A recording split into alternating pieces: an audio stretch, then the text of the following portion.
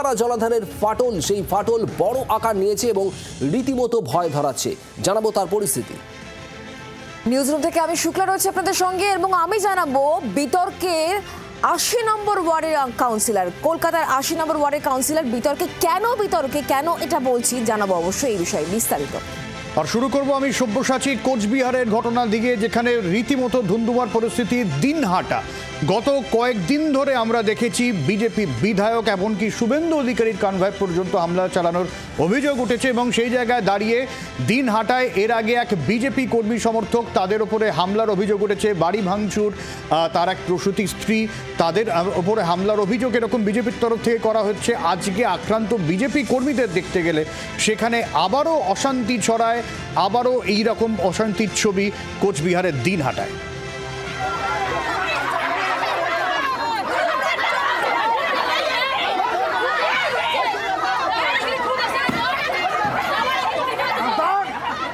ঠিক কি ঘটনা ঘটেছে দেবজ্যোতি কাহালি রয়েছেন আমাদের সঙ্গে টেলিফোনে। দেবজ্যোতি জানাবে। দেবজ্যোতি,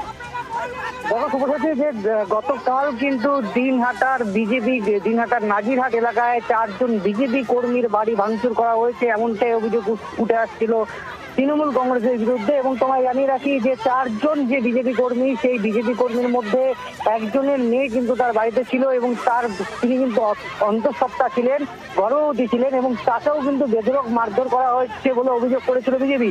এবং তারপর তাকে কিন্তু কোচবিহার ইন্ডিয়ান মেডিকেল কলেজ হাসপাতালে নিয়ে আসা হয় এবং তারপর তাকে শিলিগুড়িতে স্থানান্তরিত করা হয়। এবং তোমার সব্যসাচী জানিয়ে রাখি যে আজ কিন্তু কোচবিহারের এক প্রতিনিধি দল, বিজেপি বিধায়ক সহ এক প্রতিনিধি দল সেই এলাকায় কিন্তু যান এবং সেই এলাকায় গিয়ে যখন তাদের বাড়ি পরিদর্শন করতে যান, সেখানেই গিয়ে কিন্তু তৃণমূল কংগ্রেস কর্মী সহ বিজেপির যারা কর্মী সমর্থক রয়েছেন তারা কিন্তু একসঙ্গে হাতাহাতিতে জড়িয়ে পড়েন এবং সেখানে কিন্তু তুমুল ঝগড়া শুরু হয়। এবং যেটা অভিযোগ আসছে যে বিজেপির যারা পরিদর্শনে গেছিলেন সেখান থেকে কিন্তু তাদেরকে কিন্তু ঘিরে বিক্ষোভ দেখানো হয় এবং এর পাশাপাশি যেটা বলা হচ্ছে যে তারা কেন পরিদর্শনে এসেছেন এই ঘটনা নিয়ে কিন্তু তুমুল উত্তেজনার সৃষ্টি হয়। ইতিমধ্যেই পুলিশ ঘটনাস্থলে এসেছে এবং পুলিশ কিন্তু এলাকায় রয়েছে। তবে তোমায় জানিয়ে রাখি যে ইতিমধ্যে এলাকায় কিন্তু চরম উত্তেজনা রয়েছে যে এই বিজেপি বিধায়ক সহ যারা পরিদর্শনে গেছিলেন, যে গতকাল যাদের যে ৪ জন বিজেপি কর্মীর বাড়ি ভাঙচুর করা হয়েছে সেই কারণে। এবং তোমায় জানিয়ে রাখি শুভেন্দু অধিকারী কোচবিহারে আসার পর কিন্তু তুমুল উত্তেজনা শুরু হয় এবং তারপরেই কিন্তু বিজেপি কর্মীদেরকে কিন্তু মারা হচ্ছে, এমনটাই অভিযোগ করছে বিজেপি। তবে সব মিলিয়ে কিন্তু এলাকায় পরিস্থিতি উত্তপ্ত। সব্যসাচী, অনেক ধন্যবাদ দেবজ্যোতি। এবং বারবার বিজেপির তরফ থেকে অভিযোগ করা হচ্ছে তৃণমূল কংগ্রেসের বিরুদ্ধে, যদিও অভিযোগ তৃণমূল কংগ্রেস মানতে নারাজ। সাধারণের বিক্ষোভ এমনটাই তৃণমূল কংগ্রেসের তরফ থেকে বারবার দাবি করা হচ্ছে, কিন্তু দিনহাটায় আক্রান্ত বিজেপি কর্মীদের দেখতে গিয়েও অশান্তি। উদয়ন গুহ রয়েছেন আমাদের সঙ্গে টেলিফোনে। উদয়নবাবু, আবারও দিনহাটার ছবি দেখাচ্ছি, দিনহাটায় আগেও অশান্তি, আক্রান্ত কর্মীদের বিজেপি কর্মীরা দেখতে গেলে সেখানেও অশান্তি। কি চলছে কোচবিহারে? কিচ্ছু চলছে না। এখানে এত মানুষ বিজেপি শাসিত রাজ্যগুলোতে আক্রান্ত হচ্ছে যে মানুষের ক্ষোভ মানে একেবারে কোন জায়গায় পৌঁছেছে সেটা এইসব দেখে বোঝা যায়। এই সীমান্তবর্তী গ্রাম শালমারা, যেখানে একেবারে ছোট গারল যারা শালমারা এইসব জায়গার লোককে মানে ওদের যে কলোনি, সেই কলোনির থেকে টেনে থানায় নিয়ে যাওয়া হয়েছে, তাদেরকে মারধর করা হয়েছে, মহিলাদের উপর অত্যাচার করা হয়েছে। স্বাভাবিকভাবেই তারা ক্ষুব্ধ। তারা যখন বিজেপির লোকজনকে পেয়েছে তখন এই কথাটাই জিজ্ঞাসা করেছে যে আমাদের লোকেরা, আমাদের ভাইয়েরা, আমাদের স্বামী, আমাদের পরিবারের লোকেরা যখন বিজেপি শাসিত রাজ্যে আক্রান্ত হচ্ছে তখন আপনাদের দেখা পাওয়া যাচ্ছে না, তখন আপনাদের মুখ থেকে কোনো কথা শোনা যাচ্ছে না, আর এখন এসছেন এখানে অশান্তি পাকাবার জন্য। তারা তাদের কাছে সেই জবাবটাই চাইছিল। কোনো অশান্তি হয়নি, বরঞ্চ আমি তো এই ভিডিও দেখলাম যে সেখানে ওদের যে সেন্ট্রাল ফোর্স, ওদের সিকিউরিটি, তারা ওই মহিলাদেরকে ধাক্কাধাক্কি করছে, তারা মহিলাদের দিকে লাঠি উঁচিয়ে যাচ্ছে। এটা কি?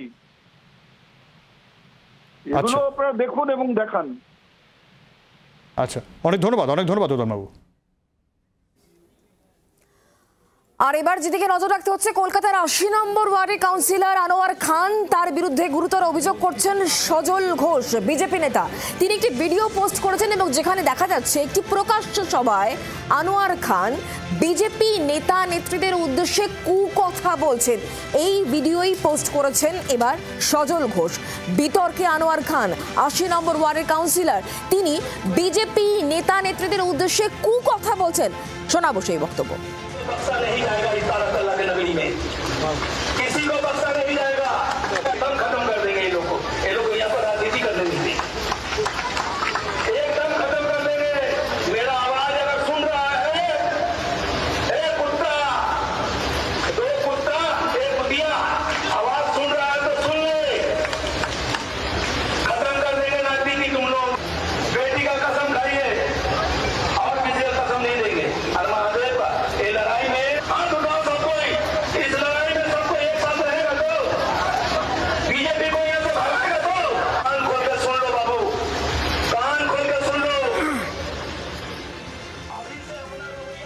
দেখলেন যে ভিডিও, এই ভিডিওটি সজল ঘোষ তিনি পোস্ট করেছেন এবং আনোয়ার খানের বিরুদ্ধে তিনি এই গুরুতর অভিযোগ করছেন। কারণ এই ভিডিওতে দেখা যাচ্ছে যে আনোয়ার খান, ৮০ নম্বর ওয়ার্ডের কাউন্সিলর, তিনি বিজেপি নেতা নেত্রীদের উদ্দেশ্যে কথা বলছেন। আর এই বিষয়ে সজল ঘোষ, ৫০ নম্বর ওয়ার্ডের কাউন্সিলর, তার বক্তব্য শোনাবো।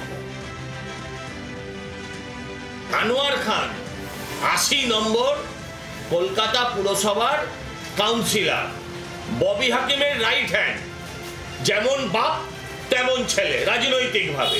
একজন কাউন্সিলর, তিনি প্রকাশ্যে মাইক লাগিয়ে হিন্দিতে বলছেন সব বিজেপি কো খতম কর দেগা, কান খোল কে শুন রাখো। এটা বাঙালির অপমান নয়। বলছেন দো কুত্তা এক কুতিয়া। ওখানকার আমাদের দুই ভারতীয় জনতা পার্টির কর্মী এবং একজন নেত্রীর উদ্দেশ্যে, একজন বাঙালির উদ্দেশ্যে বলছে কুতিয়া। মা বোনেদের এইভাবে যারা অসম্মান করে, এই যারা বাঙালি বিদ্বেষী শুধু নয়, এই নারী বিদ্বেষী মানুষরূপী পশুদের বিরুদ্ধে আপনাদের জাগতে হবে। আমরা বিষয় নিয়ে কথা বলবো এই মুহূর্তে তৃণমূল মুখপাত্র তন্ময় ঘোষের সঙ্গে আমরা টেলিফোন লাইনে যোগাযোগ করতে পেরেছি। তন্ময় দা, সজল ঘোষ তিনি যে ভিডিও পোস্ট করেছেন যেখানে ৮০ নম্বর ওয়ার্ডের কাউন্সিলর আনোয়ার খানকে কুকথা বলতে শোনা যাচ্ছে, এমনকি বিজেপি নেতা নেত্রীদের খতম করার কথা তিনি বলছেন, কি বলবেন আপনি? দেখুন, প্রথম কথা হচ্ছে বিজেপি কেন্দ্রীয় নেতৃত্ব, বিজেপির পশ্চিমবাংলার কেন্দ্রীয় অবজারভার, সারা ভারতের আইটি সেলের হেড, তিনি একটা জাতি এবং একটা ভাষাকেই অস্বীকার করছেন। এরপরে সেই বাংলায় বসবাসকারী বাঙালি, বাংলাভাষী মানুষ এবং তার যারা সমর্থক, তারা তাদের ক্ষোভ তৈরি হওয়াটাই তো স্বাভাবিক। ক্ষোভ তৈরি হচ্ছে, কিন্তু আমি কিছুক্ষণ শুনছিলাম সজলদার কথা আপনার এখানে, উনি যেটা বলছেন, আমি একটা কথা পরিষ্কার ভাবে বলে দিতে চাই, বাঙালি এবং বাংলা ভাষার উপর যে আক্রমণ বিজেপি নামাচ্ছে তার বিরুদ্ধে সর্বত লড়াই মমতা বন্দ্যোপাধ্যায়, অভিষেক শুরু করেছেন এবং সেই লড়াই চলবে। আমাদের দলের পক্ষ থেকেও যদি কেউ কোথাও তার বিরুদ্ধে অবস্থান নেয়, দল সেই অবস্থান সমর্থন করে না। ভবিষ্যতে কি হচ্ছে না হচ্ছে সেটা দলীয় স্তরে পর্যালোচনা করে দেখা হবে। আর যত নারীদের সম্মান নিয়ে যত কম কথা বিজেপি বলে ততই ভালো। যাদের বাপ ঠাকুরদা এবং যাদের মাদার অর্গানাইজেশন RSS, তারা মহিলাদের সম্পর্কে কি কথা বলেছেন সে বইয়ে লেখা আছে। সজলদা বইটা চাইলে আমার থেকে নিতে পারেন, সেই বইয়ে কি লেখা আছে জানি। আমরা বিজেপির থেকে মহিলাদের সম্মান নিয়ে অন্তত জ্ঞান নেব না, যাদের সংসদে 10%-এর নিচে প্রতিনিধি। আর আমরা মমতা বন্দ্যোপাধ্যায় সর্বভারতীয় ধন্যবাদ আমাদের সঙ্গে টেলিফোন লাইনে থাকার জন্য। জলাধারের ফাটল রীতিমতো আতঙ্ক তৈরি করছে, ভয়াবহ আকার নিচ্ছে এই ফাটল। আর এখানেই বিপর্যয়ের আশঙ্কা করছেন স্থানীয়রা। জলাধারের চাপ বাড়ছে, জলস্ফীতির কারণেই এই ফাটল বলে অনুমান। 14 নম্বর জাতীয় সড়কে বন্ধ রয়েছে ভারী যান চলাচল। প্রসেনজিৎ মালাকার আমাদের প্রতিনিধি রয়েছেন আমাদের সঙ্গে। প্রসেনজিৎ, কি পরিস্থিতি সব মিলিয়ে? দেখো, সব থেকে বড় বিষয় হলো এই 14 নম্বর জাতীয় সড়ক, যেটি উত্তরবঙ্গের সাথে দক্ষিণবঙ্গের পরিবহন যোগাযোগের অন্যতম ব্যবস্থা, রাস্তা। ফলে সেই জায়গায় দাঁড়িয়ে সেই জাতীয় সড়ক বন্ধ থাকার কারণে প্রবল সমস্যায় পড়ছেন সকলেই। পরিবহনের একটা বড় ইফেক্ট পড়ছে, কারণ বিভিন্ন দিকে সাঁইথিয়া মৌরেশ্বর হয়ে ঘুরিয়ে গাড়ি আনা হচ্ছে, কিন্তু সেক্ষেত্রে দাঁড়িয়ে বহু প্রশ্ন রয়েছে। এবং তার পাশাপাশি এই হঠাৎ করে তেলপাড়াতে যে ফাটল, তার কারণ কি? কারণ যেটা জানতে পারা যাচ্ছে, দীর্ঘ প্রায় 1951 সালে এই ব্যারেজ তৈরি হলেও তারপর থেকে সেভাবে কোনো সংস্কারের কাজ হয়নি বলেই দাবি করা হচ্ছে।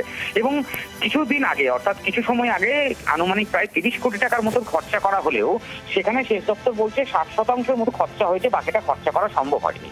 তার মাঝেই এই বর্ষা বৃষ্টির ফলে কাজ করা সম্ভব হয়নি, কিন্তু সেখানে দাঁড়িয়ে একটা বড়সড় দুর্নীতি হয়েছে এমনটাই কিন্তু অভিযোগ তুলছে বিরোধী রাজনৈতিক দল। এবার কি হবে? এবার এই মুহূর্তে যা পরিস্থিতি, সেখান থেকে কিভাবে এই গোটা বিষয়টা মেরামত করা হবে সেটা নিয়ে প্রশ্ন থেকেই যাচ্ছে। প্রসেনজিৎ, তোমাকে ধন্যবাদ। আমরা কথা বলেছিলাম স্থাপত্যবিদ পার্থপ্রতিম বিশ্বাসের সঙ্গে, তিনি কি জানাচ্ছেন শোনাবো।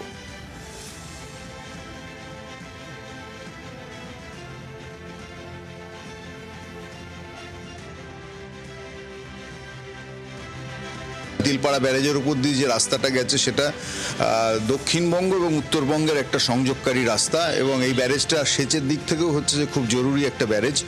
এরকম ব্যারেজের কি বলবো, কাঠামোর আয়ু সেটা অসীম নয়, সেটা হচ্ছে যে লিমিটেড। ফলে এটা 70-75 বছর হয়েছে, কিন্তু 70-75 বছর চলে যাওয়ার পর যে ধরনের বেহাল অবস্থা, বিশেষত তার রক্ষণাবেক্ষণের ক্ষেত্রটা এতটাই দুর্বল, দীর্ঘদিন যদি যায় এই ব্রিজ ডেকগুলোর ওপর দিয়ে, তাহলে তার যথাযথ মেনটেন্যান্স যদি না হয় সেক্ষেত্রে কিন্তু সেগুলো দুর্বল হয়ে যেতে পারে, এবং দুর্বল যদি হয় একটা সময় বাদে সেটা হচ্ছে যে কি বলবো, যে বিপজ্জনক পরিণতি তার হতে পারে।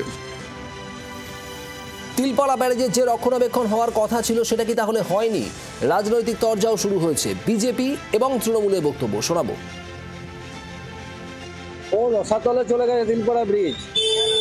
বিগত 15 বছর ধরে প্রশাসন এবং তৃণমূলের নেক্সাসে যে বালি চুরি, মূল ঘটনা বালি সরে যাওয়ার ফলে তিলপাড়ায় ক্র্যাক হয়েছে ব্রিজে, এবং আস্তে আস্তে বসছে প্রতিদিনই।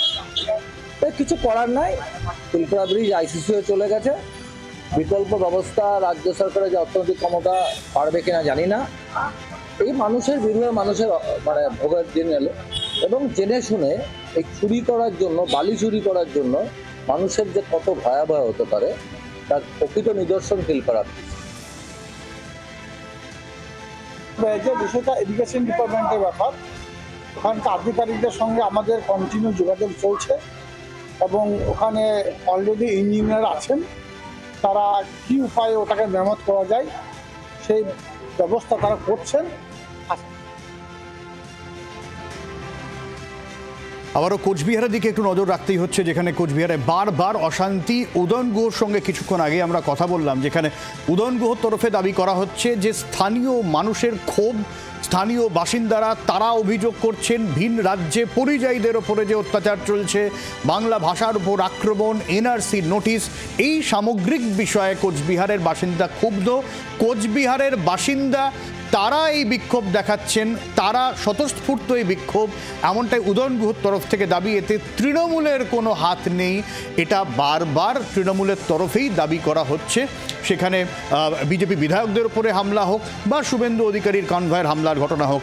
আরও কি আপডেট পাওয়া যাচ্ছে এই নিয়ে আরেকবার দেবজ্যোতি কাহালির সঙ্গে আমরা কথা বলবো, কারণ দেবজ্যোতি, তৃণমূলের তরফ থেকে তো দাবি করা হচ্ছে তারা এই সমস্ত অশান্তির সঙ্গে জড়িত নয়, সাধারণ মানুষের স্বতঃস্ফূর্ত বিক্ষোভ।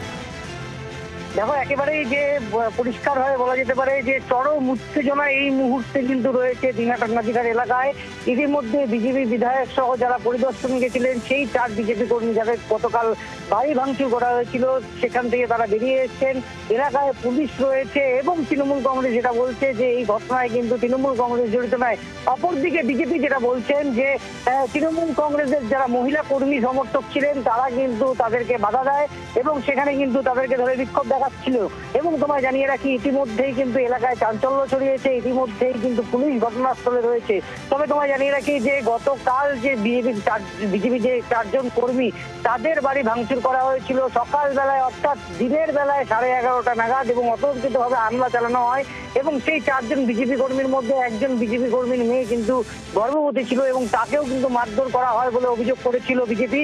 এবং তারপরেই তাকে কিন্তু কোচবিহার এমজেএন মেডিকেল কলেজ হাসপাতালে নিয়ে আসা হয়, এবং এবং তারপর তাকে সেখানে তার পরিস্থিতির অবনতি দেখে তাকে শিলিগুড়িতে কিন্তু রেফার করা হয় এবং সেই পরিপ্রেক্ষিতে কিন্তু সেই বিজেপি কর্মীদের বাড়িতে কিন্তু যাচ্ছিলেন আজকে প্রতিনিধি দল এবং তারা যখন সেই প্রতিনিধি দল তারা যখন সেই বাড়িতে গিয়ে পৌঁছন তারপরে কিন্তু তাদেরকে ধরে বিক্ষোভ দেখানো হয় এবং অভিযোগের তীর কিন্তু তৃণমূল কংগ্রেসের দিকে। তবে সব মিলিয়ে কিন্তু এলাকায় চরম উত্তেজনা রয়েছে, পুলিশ কিন্তু ঘটনাস্থলে রয়েছে এবং ইতিমধ্যেই মালতী রাভা রায় সুভানগঞ্জের বিজেপির বিধায়ক তিনি কিন্তু ঘটনাস্থলে রয়েছেন, তাকে ধরেও বিক্ষোভ দেখানো হয় বলে কিন্তু অভিযোগ করছে বিজেপি। তবে সব মিলিয়ে এলাকায় কিন্তু টান টান উত্তেজনা রয়েছে। অনেক ধন্যবাদ দেবজ্যোতি।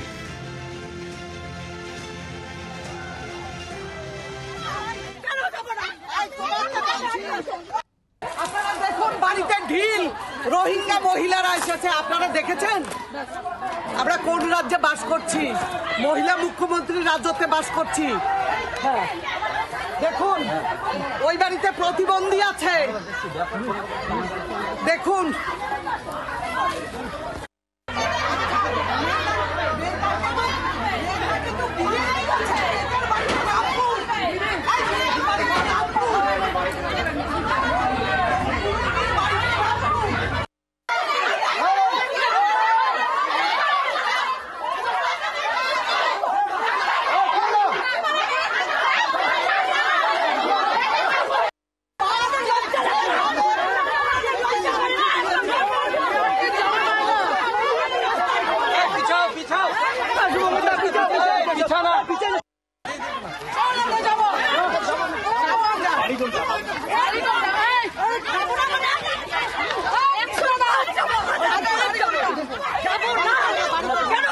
উদয়নগর সঙ্গে কথা বলেছিলাম, আরেকবার শোনাবো তিনি কি বলেছেন এই নিয়ে। এত মানুষ বিজেপি শাসিত রাজ্যগুলোতে আক্রান্ত হচ্ছে যে মানুষের ক্ষোভ মানে একেবারে কোন জায়গায় পৌঁছেছে সেটা এইসব দেখে বোঝা যায়। ছোট গারল যারা শালমারা এইসব জায়গাতে লোককে কলোনির থেকে টেনে থানায় নিয়ে যাওয়া হয়েছে, তাদেরকে মারধর করা হয়েছে, মহিলাদের উপর অত্যাচার করা হয়েছে। স্বাভাবিকভাবেই তারা ক্ষুব্ধ।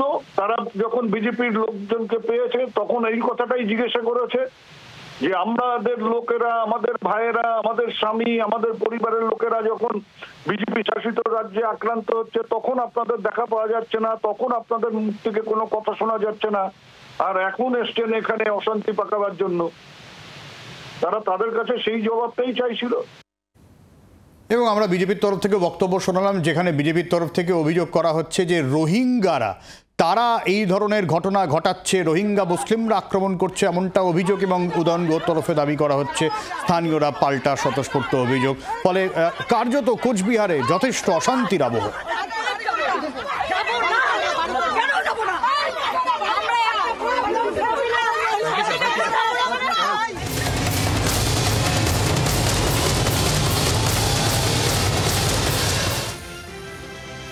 এনআরসি আতঙ্ক তৈরি করছেন মমতা বন্দ্যোপাধ্যায়। ভোট পেতে ভুয়ো আতঙ্ক তৈরির চেষ্টা।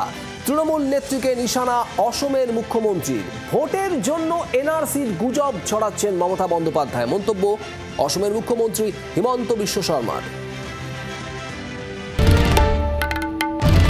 বাংলার আওয়াজ, বাঙালির আবেগ, জি 24 ঘন্টা।